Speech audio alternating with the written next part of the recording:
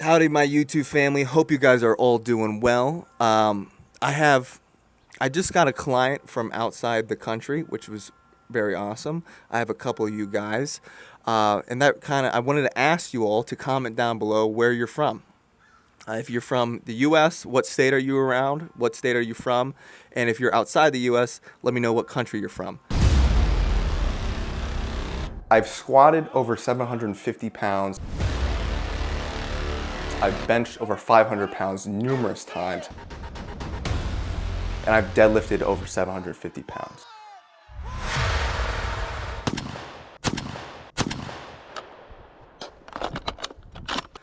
This hat I got here is actually from Australia. I competed at Worlds in 2022. I competed at Worlds as a junior, IPL Worlds, not IPF, IPL. Drug tested. I won Worlds. It was a lot of fun. And while we were there in Australia, we traveled all around the east coast of Australia. So like Sydney, we traveled up to Cairns, saw the Great Barrier Reef. We went to the Gold Coast, Surfer's Paradise, I think, which was a lot of fun. It was just a beach. It was a lot of fun. But anyways, this is kangaroo leather. It was a good time down there. Anyways, let's get right into the video. We got strongman workout, and first we're starting with the bag toss. So my first set wasn't the best with the bag toss, 55 pounds here.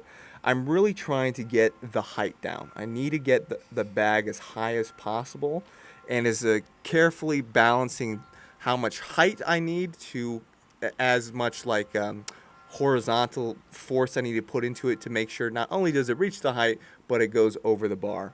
So that second rep there was a bit better, but the first and the third rep were kind of iffy. The third rep I tossed the bag a little too far, not far back enough. The second set I did was a bit better. I was able to kind of get perfected.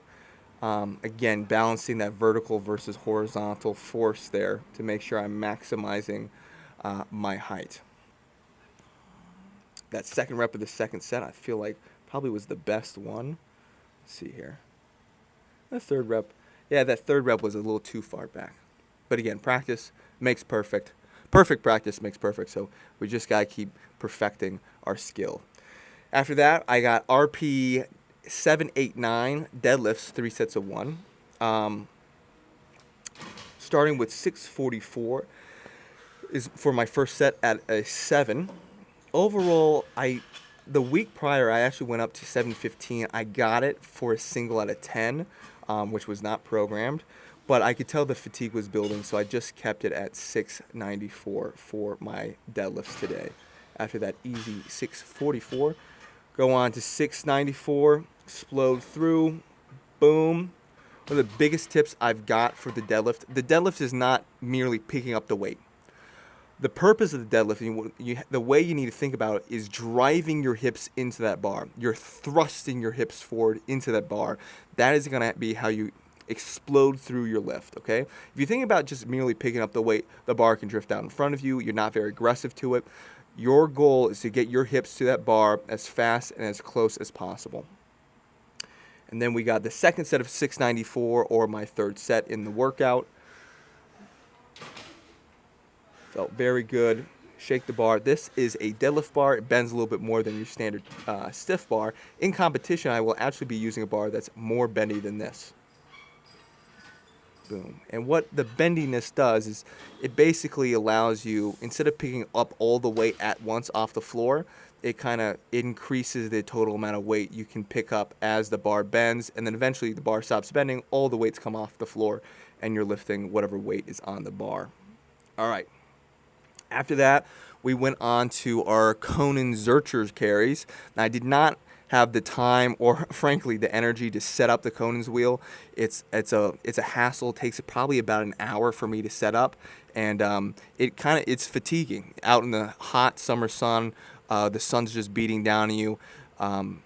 It's fatiguing. So what do? I'm going to train a Zercher axle bar carry to train that Zercher hold on most of the weeks, and probably about 1 week per training cycle, I will actually do that, the actual Conan's wheel to make sure I'm comfortable with it. One thing I've noticed is that the actual Conan's wheel, it feels easier than that Zercher carry position. You can kind of like lean into the apparatus a little bit more.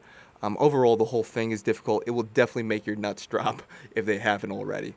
Try these guys out. It makes a man out of you. After 345, we went on to 435. I wanted one big lap around. I was able to do so. Felt pretty good. It's funny where I feel these the most, the glutes.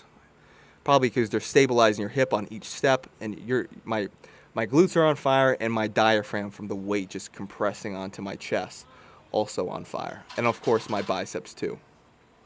After those Zercher carries, we move on to the farmer's carries. Now the goal of the farmer's carries is to do 40 feet down, turn around a cone, and 40 feet back.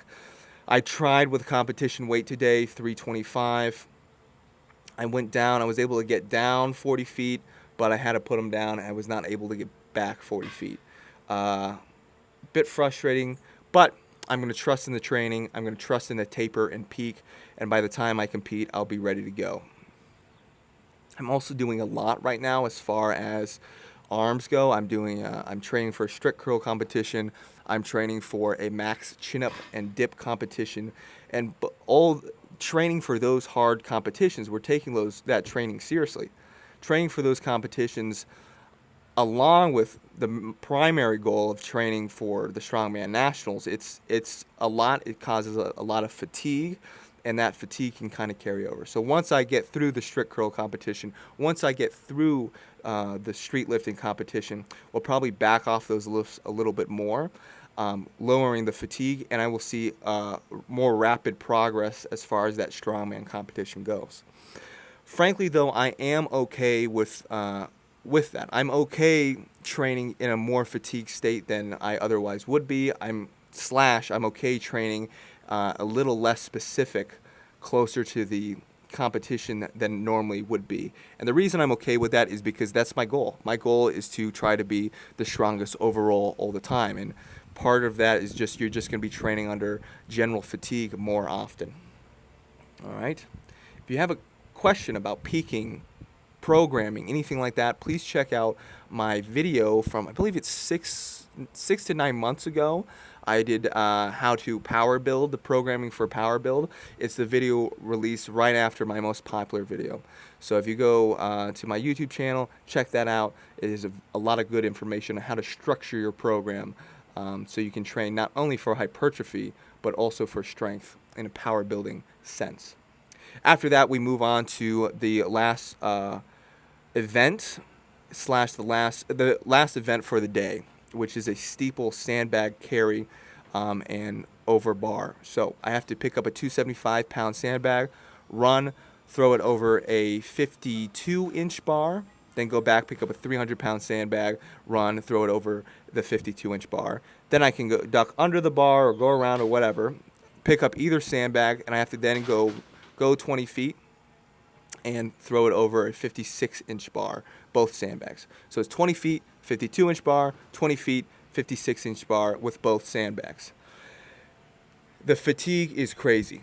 You're running with think about running with a large full-grown man on your chest, 20 feet, and then throwing it over the size of a decently sized grown man. It's tough.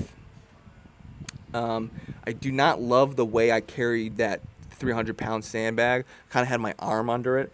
I was debating whether or not to try to get it up to my shoulder, so this way the weight's not crushing onto my diaphragm, but it's a heavy weight. So I'll still have to play around with the strategy I want to do really going into competition, but having that one arm under, I do not think is a good strategy.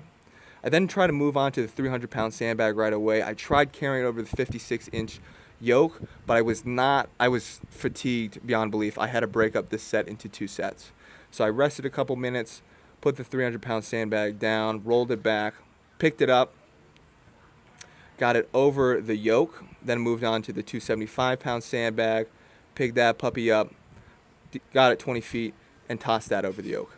One thing I did, which is not allowed, is grab the yoke in order to press the sandbag over. If I pick up the sandbag, I can put it on top of the yoke, but I can't grab the yoke. I have to only push the sandbag over the yoke. So my hands cannot touch the yoke. It can only touch the sandbag. But, something to work on. We're improving every day. We're getting stronger every day. And that's the mission here. We're trying to get bigger, stronger, better every day.